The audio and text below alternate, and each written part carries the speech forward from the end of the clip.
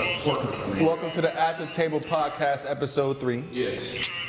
Right? 3 feet. As you can see, we have a new setup here. We got some nice sponsors. Yes. We got some money in here. Yeah. We accepted more money. I ain't got my cut yet. We'll discuss that after the table. Under the table. Under the table. Because that's how he's getting all this money. He not Yeah. But anyway. What's up? What's on the table today? Well, Carter V, which stands for 5. Carter V, Roman numerals. Roman numerals, Carter 5. So, man, I thought this was never coming. I literally thought this would never be here. Did you guys think this would be here? We've been saying Free Wayne for the past few years. Last week on the last podcast, you said I did. It's coming out never. I did. You want to apologize to him for that? I apologize to Wayne. I apologize to everybody involved, Resonate, Toya, the guy that shot up Wayne's bus that, tried to, we're not going to talk about that yet. But anyway, shout out to Carter 5. We can talk about some of our best songs. Of course, when you just played Dedication is up there. Of course, we got to talk about Mona Lisa, the Kendrick and Wayne track. You know what best describes that for me? What's up? The meme that I saw online of 2 goats singing into a microphone. Yes. And then it said Kendrick and Wayne on Mona Lisa. Or it could be me and you at the table. At the Table podcast. But that has to be one goat and like a bunny. But why you gotta talk bad about yourself like that, bro? You gotta love yourself more than that. I love myself. You're not a bunny. So I'm the goat. Anyway, so my favorite song, Dedicate. I also like Uproar. Uproar was really good. Everybody in New York loves the Uproar. Well, because it's got the Swiss Beats instrumental. Yes. What else? They had another one. It's actually a special delivery. That's what it is. But it's by Swiss Beats, though, ain't it? No, I don't think so. Swiss Beats made special delivery back then with, who's the guy? G-Dep. Ooh, you didn't know his name. It was G-Dep, though, and Swiss Beats. That's debatable. That's that could we can talk about it. Anyway, what other songs you like about it? There's another one called Can't Be Broken. Yes. I love that one. That's inspiring. For all you haters out there that try to break anything we got going on, that's for you.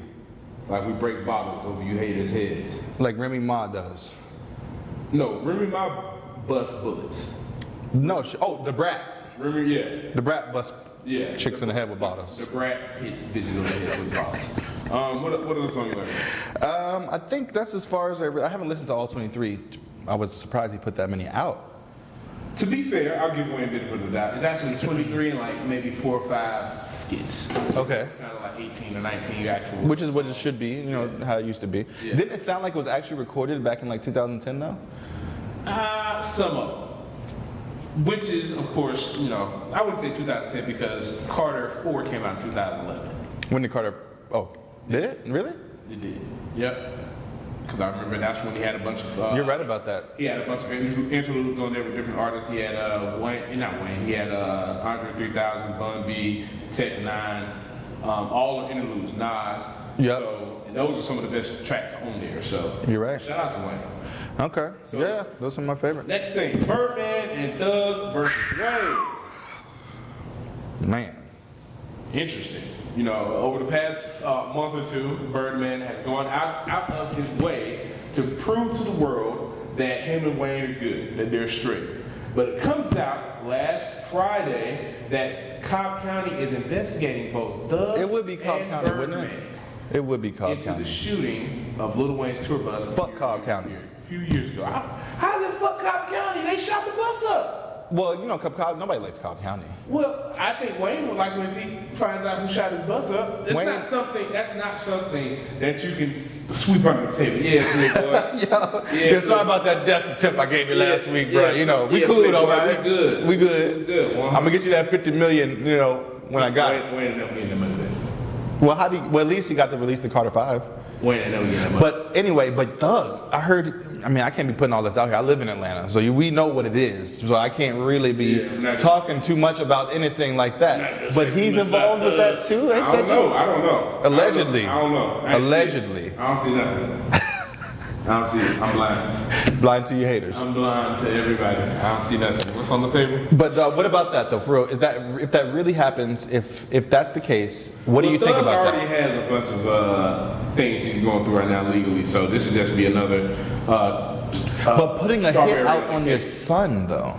That's debatable. I don't know what their blood. Did you hear the phone call? I didn't hear the phone call. Come get your money. Come pick up your money. You did what you had to do. Ooh. Wow.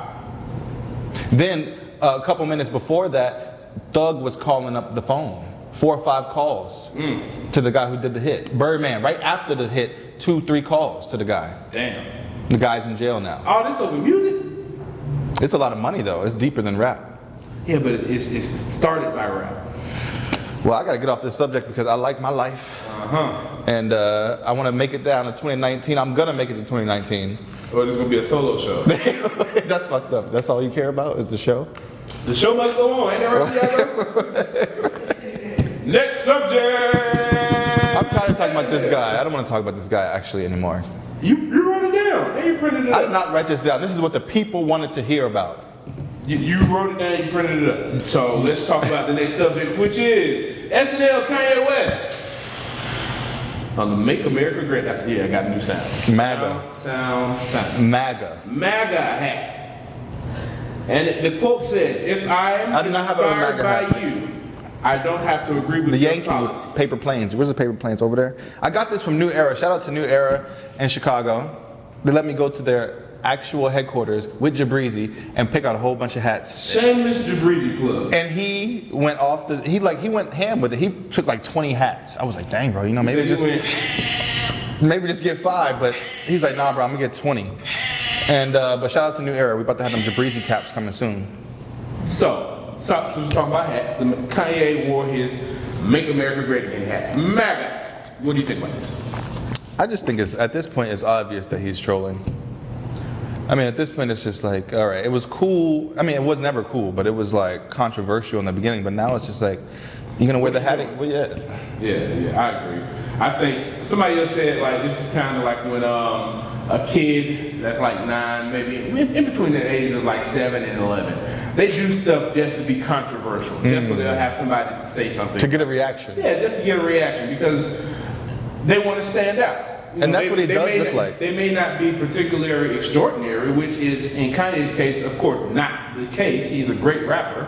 But he's doing something to stand out or for attention. So I don't know what the situation is. I think that, the Kanye that I listened to in 2004 up through college, and as I graduated, that guy this is not that same person.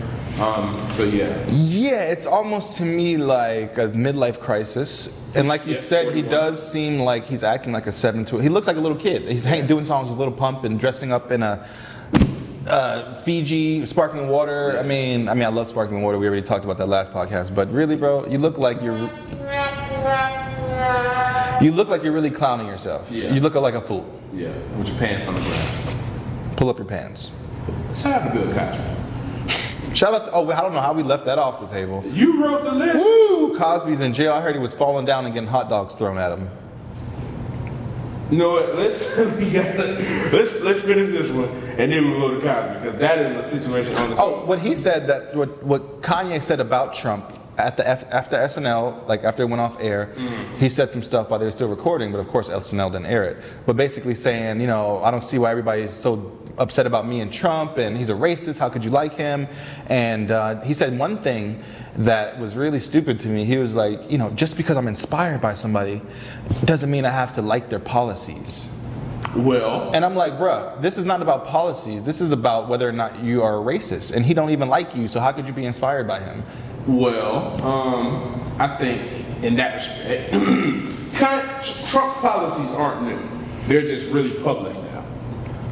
But a lot of people that have followed Trump as a businessman, like into the 80s and 70s, will probably say he's been against, he hasn't really looked out for the underprivileged people in America. That's correct. His father was, had some controversy going on back then with his housing and how he was discriminating against blacks and other races. And but throughout that time, from his time working as a manager for these projects and housing complexes, from that time until he started running for president, Donald Trump was really embraced by the hip-hop community. He was the man. He was like flashiest. He was flamboyant. He was a business braggadocious. He was rich. And one of the things that YG talked about in the song FDT, like right before he started rapping, that he was an influential motherfucker. Yeah. That people really looked at him to want to learn the business. But once these policies came out and his true ideas about America, or whatever he's being fed to say, I don't know. Once those started coming out, that is when the American people, the hip hop community, the entertainment community really started to rally against him because one of his biggest detractors is Snoop Dogg. But if you can look and find out, Snoop Dogg was actually on the roast for Donald Trump. And did a great job. That was before politics come into play. That is before the politics. They always say when you go on a first date, never talk about religion, politics, or something else. Exactly. So or your exes. So I feel where Kanye is coming from. He is probably being honest. Donald Trump, somebody that he probably looked up to for business reasons. Right. Because no matter how you feel about Donald Trump's business practices, he is successful. So I think that's where he's coming from today. Yeah, but screw them. I think we talked about him a little bit too much. The SNL performance, though, with the water bottles dressed up, that's just like... First of all, I love that song. I love that song as well. I love it. But I don't like the fact that the radio version is, "You're such a freaky girl." Well, when certain songs are so big, they have to get to radio. I mean, but you could have just said, "You're such a..." Nah, they need something. That's too much space. All right. Well, then and you don't want to even in radio. You don't even want to imply that a bad word is being said. The performance was shit. Little Pump sucked. Kanye West sucked. I like the video part, excluding Adele Gibbons. Like I feel like of all the videos that Kanye could have had, like a bitch with a huge ass and tits in. We already talked about this last week on the podcast. Good, but we got to talk about it in regards to this. Like even the SNL performance, you could have had a huge ass. Get some new material, bro. We could have had a huge ass in that video. I'm over. Okay, whatever. The 13th Amendment. 13th Amendment. It should be abolished by Kanye West. That's what he said. Kanye Omari West. You motherfucker, you. Okay, I'm joking. But anyway, a lot of people when they saw that, they were like, "Hey, Kanye West wants to bring back slavery." It was a choice. Slavery was a choice, but legally, that's a die. Yeah. He wants to legally bring back slavery. They were like, "Oh my God, that's what Kanye's talking about." But T.I. went on his social media yesterday and made a comment and kind of explained it a lot better than Kanye could have, because we all know T.I. as the what's some T.I. word he would use? Right? T.I. has the jail talk after you've been educated in jail for like 20 years, and my brother man from the other man. And what I'm trying to say is, you have to first. The absolutely disagreement. With Kanye's rambling and inaccurate fallacies. But as T.I. eloquently said on his social media, that the 13th Amendment includes more than just the abolishment of slavery. It also includes them saying that people that are in jail or in prison have to actually be slaves. Yes, the people who are excluded from the 13th Amendment are the prisoners. It says everyone else cannot be a slave except you've been imprisoned and you've been charged and blah, blah, blah. So what he's trying to say now is that people in prison have been rallying against this portion of the amendment because in jail they're getting like pennies an hour to work, and a lot of corporations are getting cheaper than China wages. Exactly. You know what I mean? Like I know one of the things in jail that people make for cheap are like the shoes, the jail shoes. Those are like what? The slippers? Yeah, the Bob Barkers. That's what I think. That's what they said. What, no, Bob Barker makes. It's called Maximum Security. Is the name of his line, and they have soaps, shampoos, bedding, and blah blah blah. Yeah, and prison labor is used on the highways, and it's used to make a lot of stuff that we use in society on a daily basis. And that's what Kanye was trying to say. That is what he said, but he's just not really good. He was trying to get him working things. He's smart. He knew what he was doing by that. I don't think Kanye is good at wording things. He's not. Because George Bush don't like black people. He worded that very well, but George Bush would probably like black people more than Kanye. Right? We get to play my favorite song of the week. Song of the week. This is a new segment we're adding because you see we upgrading. We getting segments. We get better lighting, logos. You know what I'm saying? We don't have a sponsor for that yet. It's just a bottle. Now I'm playing my favorite song. You gotta have yours ready. Why do I like this song? You know what? No, everyone gets their own song. I like this because I heard Diddy drop it on his Instagram, something flashy in the video. And plus, I never need a stylist anyway.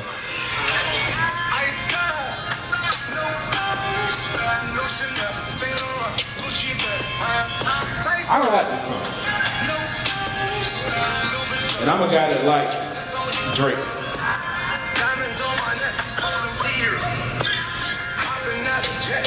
Lear. All right, that's my favorite song of the week. So this is my song of the week. T.I.'s album Down Trap comes out this week. And this is one of his lead singles with Meek Mill. It's called Jefe. Is he on the payroll? Grand Hustle payroll? Go get Down Trap. Let me just fast forward. Let me fast forward. T.I. How good is the song if you gotta fast forward it? Gracias.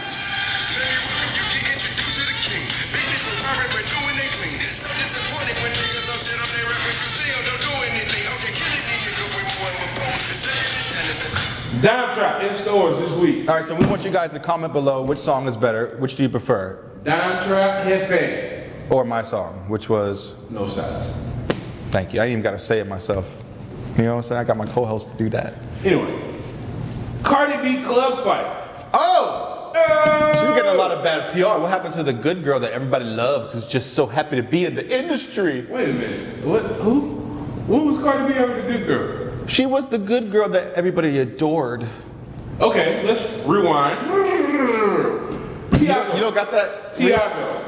Yes. Cardi B's first song was what? Bodak Yellow. Yes. One of the first bars in that song. Little bitch, you can't fuck with me if you wanted to. That is the first bar of her biggest song. Well, at the time, one of her biggest songs. So tell me where this little girl, we knew what the fuck Cardi B was. We knew who Cardi was. She's a fucking thug. She's a gangster. She's a blood missus. And we love that shit. We love gangster Cardi. Now tell me where this good girl coming from. Okay, here's the thing.